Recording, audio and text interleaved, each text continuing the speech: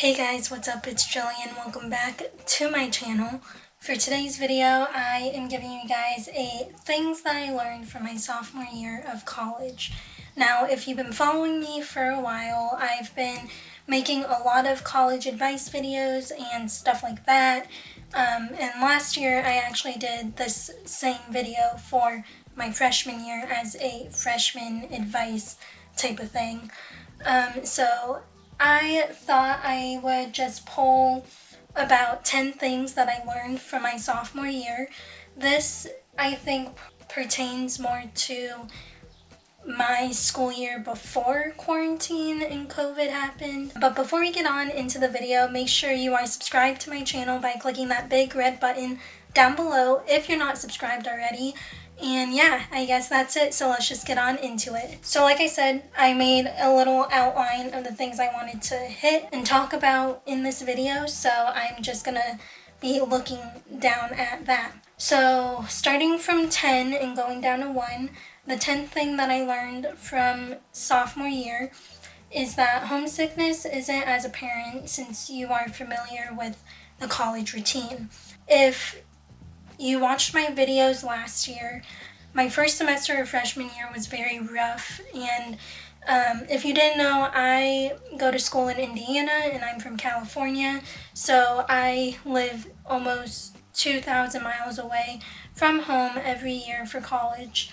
But this year it was a lot easier because I kind of knew my set group of friends, I had a routine going, I was more involved this year in a bunch of things, which I was very grateful about, and I just think the familiarity overall was the biggest help in homesickness. So sophomore year, you definitely don't experience homesickness as much. Of course, you still will experience it, but it's not as, apparent, I should say. Alright, moving to number 9. From sophomore year, I learned that registering for classes is still just as complicated as your first year. I think I touched on this in last year's video, where taking AP classes and getting college credit... Excuse my dogs, they're barking at an owner who's walking their dog right now.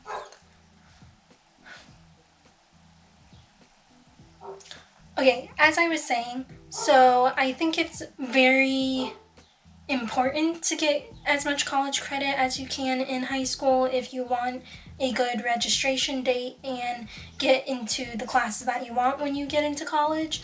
Me personally, I'm glad I didn't take all APs and didn't spend all the money on AP tests and all that, but at the same time, I feel like it would have been beneficial. So my opinion on that is very unknown and very in the middle, but anyways, registering for classes is still complicated, but I have found that as long as you communicate with your advisor and the professors of the courses that you want to take, then it's a really big help, and you may just be able to get into the classes you actually want without having a good registration date.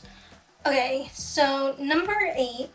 I learned how to keep a consistent sleep schedule for the most part. Of course, there were those nights where I did go past the time I'd say I go to bed to study, write a paper, hang out with friends even.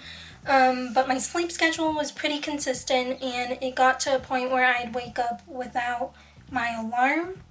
Actually, that's a lie. I still press snooze like 5 times. But I think keeping a sleep schedule is very important in college, just to help with that routine that I was talking about earlier, as well as just getting the amount of sleep that you need every night. And it may be difficult when you're in college and you just want to go have fun, stay up all night, cram the study sessions and all that stuff, but to me, I find it very beneficial to go to bed at the same time every night and wake up at the same time every day, just to get that routine going and just feeling good when you wake up and starting your day off on the right foot.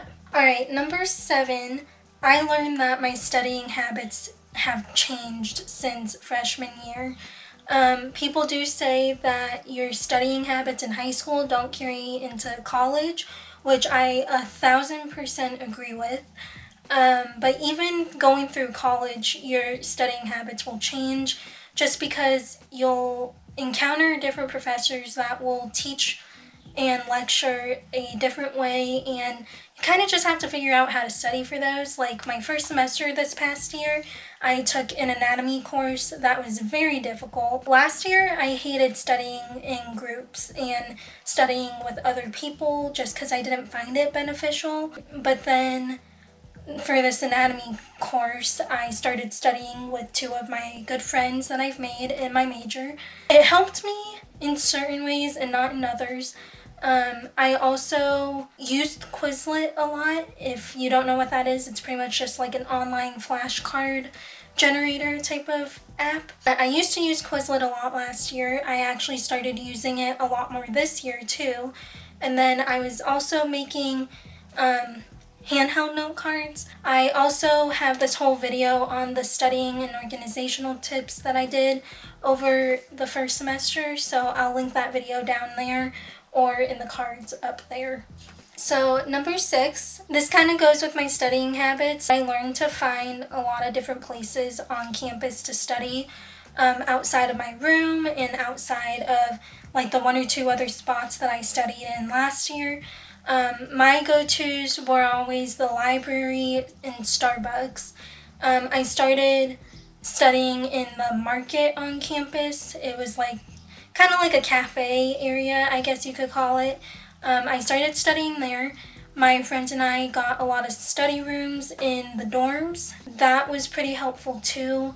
But overall, just like changing up the scenery while you study is very helpful, just so that you're not getting bored and you're not getting redundant in your studying habits. Okay, so this is another thing to go with studying. I did learn that it's difficult for me to study within a large group. It kind of depended on the subject and what I was studying for. If I was just doing homework and like answering problems and stuff, it wasn't too complicated.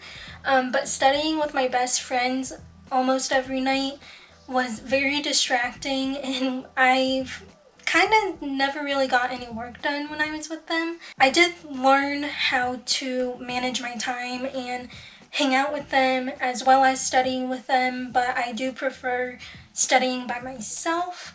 Number 4, I learned that making friends sophomore year is a lot harder, but it is doable. I lived in the dorms this past year, and last year I think I mentioned that we left our doors open a lot on our floor, and that's how like people made friends, just coming in and out saying hey. But this year, not a lot of people left their doors open. I don't know if it's because of the dorm that I was living in. It was more of like an apartment style type of thing. It wasn't a full apartment, but it was practically like that. We had like a common space that the main door opened to, and then all of our rooms branched off of that. But yeah, so making friends within the halls of our dorm didn't really work as well as it did freshman year. I still was able to make friends through like classes and mutual friends and dance and other clubs that I was involved in. So you will continue to make friends through college. I think that's inevitable and it's very obvious, but it was hard to do it the same way that you did your freshman year. Okay, number 3, I kind of had no control over this, but it's very difficult to live with 7 other people. I learned that living with more than one person is hard, but living with 7 people is even harder. I guess I should explain if you're new. The rooms were configured so that 8 people could live in one room. And like I said earlier, it's a common space and rooms branch off of that common space. And so there's 2 people per room. And it was just very difficult. Like none of us ever really communicated with each other very well. And you know, we didn't really hang out all together. Like we were all friends, we just never really hung out. And it was very difficult to meet together at the same time because all of us had different schedules. But yeah, living with 7 other girls is very difficult, and I really hope I never have to do that ever again. Number 2 is more on a personal level. I learned that I had really high expectations for the people around me. I learned not to have as high of expectations of people, and I learned how to lower them. From that, I also learned that if I want to get something done, or if I'm expecting something done, sometimes I just have to take it upon myself to do it, or I need to communicate with the other people of what I expect and what I want done. That kind of went through like all aspects of my school year, like with group projects or within my dorm room or with my dance team, with everything like that. Alright, my number one thing that I learned from this year for me personally was that I learned who my true friends were and who I could enjoy Butler basketball with. If you follow my channel for a while, you know that I'm obsessed with Butler basketball. And my friend group, we are probably one of the insane Butler fans.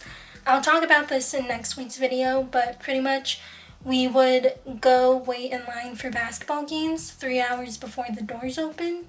Yeah, that's just a little preview of that little story. So that's that. I think overall my sophomore year wasn't terrible, given the circumstances. I did learn a lot, and of course I'm going to continue to learn as the years go on, but I thought I would just give you guys something to watch and hopefully relate to if you are in college. Maybe you can relate to some of the stuff that I mentioned in this video.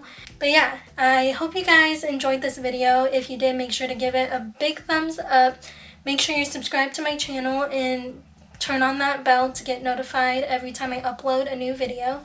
If you haven't seen my video from last week, it will be linked in the description box down below, or it will be on your screen.